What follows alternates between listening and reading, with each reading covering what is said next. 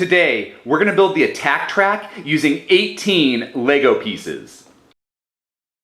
These are all the pieces you are going to need. In the description of this video, I left the piece names, count, and design IDs.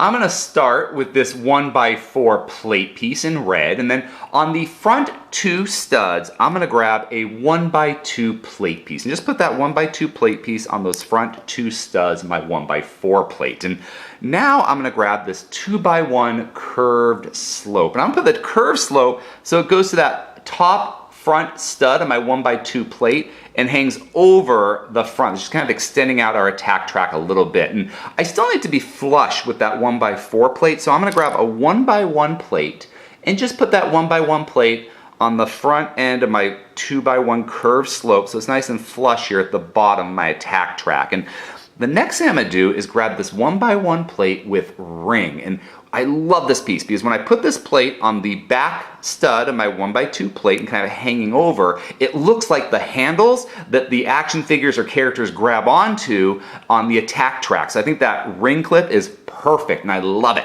So once you put that on, you got the steering wheel of the attack track. I have that back stud. On that back stud, I'm going to grab a 1x1 brick with studs on opposite sides. And I'll put that brick on that last stud with the side studs facing the left and right. And I need to build it up just a little bit because the back end of the attack track goes up quite a bit to kind of give a headrest to our characters driving it.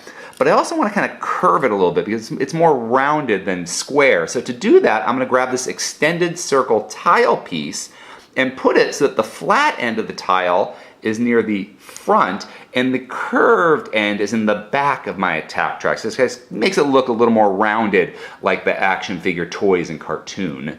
And now once I've got that on, I've got to put these sides on. There's those blue circles on the side of our attack track, and for those I'm going to grab these 1x1 tile pieces in blue and just put those on the side studs of my 1x1 brick. And so once I have those on, my attack track body is done, and all I've left to do is put on the tank treads that make this thing a tank.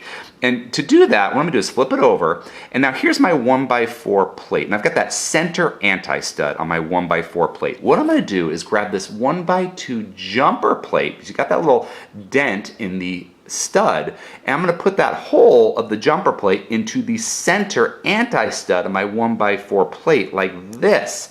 And once I've got that in place, I've kind of got these little spaces of my 1x4 plate. I'm going to grab two of these 1x1 round plates with a hole in the stud, so an open stud. And I'm going to put those round plates in the back right next to that 1x2 jumper plate, and over here on the front right next to that 1x2 jumper plate like this. And that's where I'm going to stick my treads. And to make the treads, I'm going to grab a pneumatic T-bar here, this little T-bar piece, and on the sides of that T-bar, I'm going to grab two of these 1x2 Technic lift arms and put it so that the back hole goes into the lift arm, or the pin. The back hole goes into the pin so that the tank treads are facing forward like this. And now we've got that top bar. That top bar just goes into my 1x1 plate with open stud like this.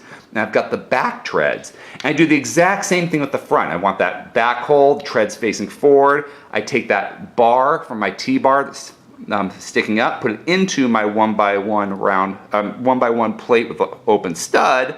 And then we've got our attack track from Masters of the Universe. And I love the fact that Kevin Smith and Netflix are making my favorite childhood cartoon come back.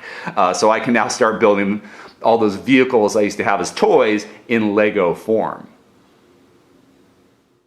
If you enjoyed this video, please subscribe or check out some of our other videos. Until next time, let's keep building together.